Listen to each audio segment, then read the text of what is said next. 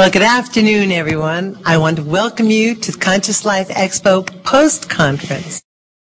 I love this expo because we bring in some of the top talent around. And the gentleman that I'm going to introduce is one of the people that is definitely tops in his field and has such incredible information to share. So I would like you to join me in giving a rousing Conscious Life Expo welcome to David Wilcox. Thank you. Thank you.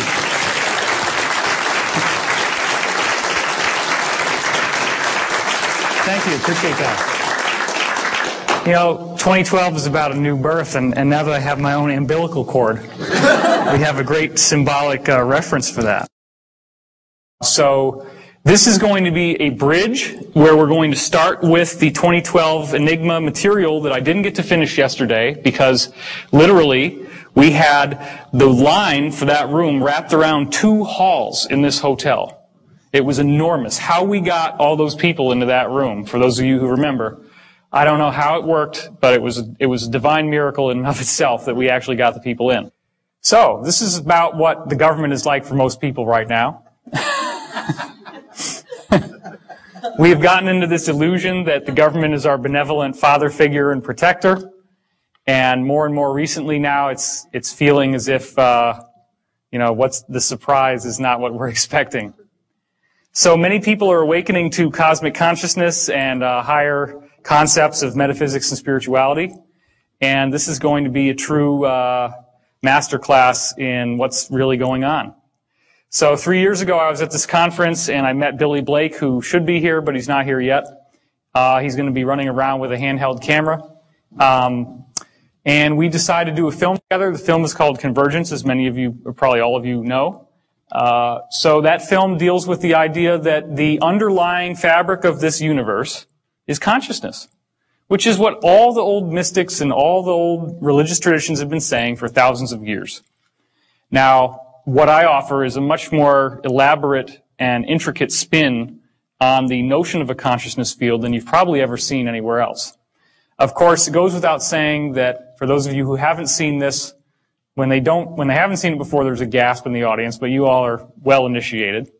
Edgar Cayce and myself, there's obviously a facial similarity there. This is my brother and Casey's first guy, Dr. Ketchum, who got him out there in the world. My father, after a Metallica concert, that's why he's sneering. And the Squire, Edgar Cayce's father. My father would only shop at the Squire shop, and everybody called Cayce's father the Squire. This is my best friend Jude and Edwin Blumenthal from the Cayce tradition, one of his principal investors. Jude and I did marvelous music together in high school, at least we thought so at the time. And this is my friend from college, Christopher, and his corresponding reincarnation, Morton Blumenthal.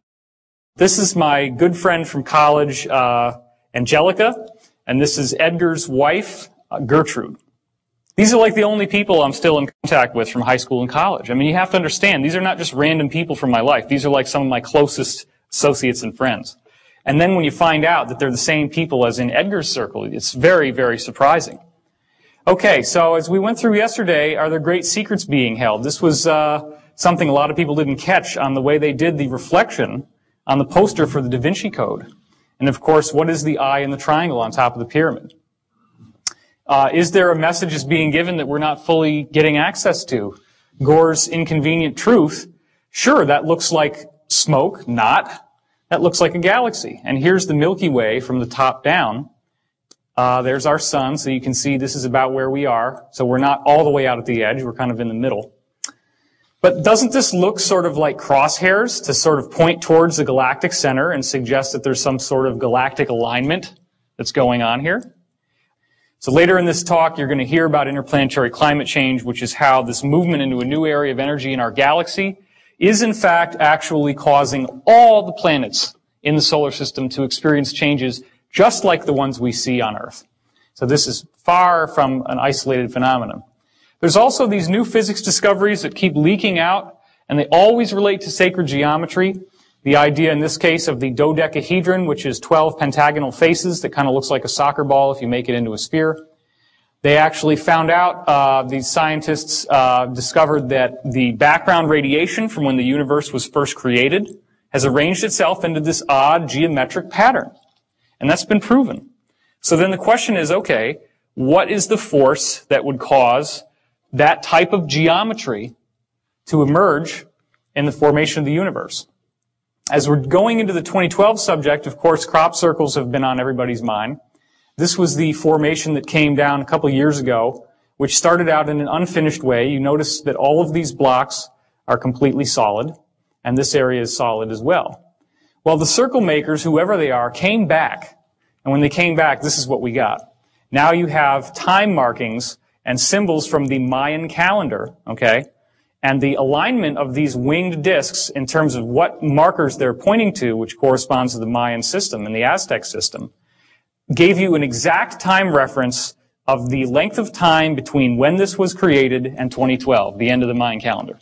So this is a self-referential 2012 diagram given to us by whoever is behind the circle phenomenon. This is one of many crop circles which seems to suggest that the secret to understanding 2012 and this mystery that we're dealing with right here in our talk today is in vibration. That looks an awful lot like a vibrating puddle of liquid. This is what happens when you take vibration to the next step. You get sacred geometry, and I'm going to show you more about that in a second. If you can imagine, this is a sphere and a cube and then another sphere. This is the Froxfield chromosome formation. Obviously, the circle makers are saying, 2012, pay attention to your DNA, right? Except here's the thing. The chromosome's all broken up. And that's what happens before there's about to be a cell metamorphosis. Now, this is even more interesting. Check this out. What does that look like to you? A double helix. Okay, and there's 12 stations. Then down here, you get an even weirder thing. You get a triple helix, but they still have that same formation, and then boom, what's this? And look at the timelines. This is less than a month apart in 1999, and this came out in 96. So it appears that there is a message being given about the basic nature of DNA changing somehow. This is another crop formation which shows you DNA very, very clearly, as you can see that it's twisting, and you can see the ladder and the helixes. So there's something very interesting going on here. Now, this is one of the most staggering formations that's ever come down. And as I said yesterday, the idea that two drunken Englishmen stomped it down with a funny hat and a string and board after coming back from the bar one night, it just doesn't fly. This is much too complex to be something that could have been done without an elaborate. And the thing is, there have been some cases where formations like this have been documented as showing up within a 1-hour period.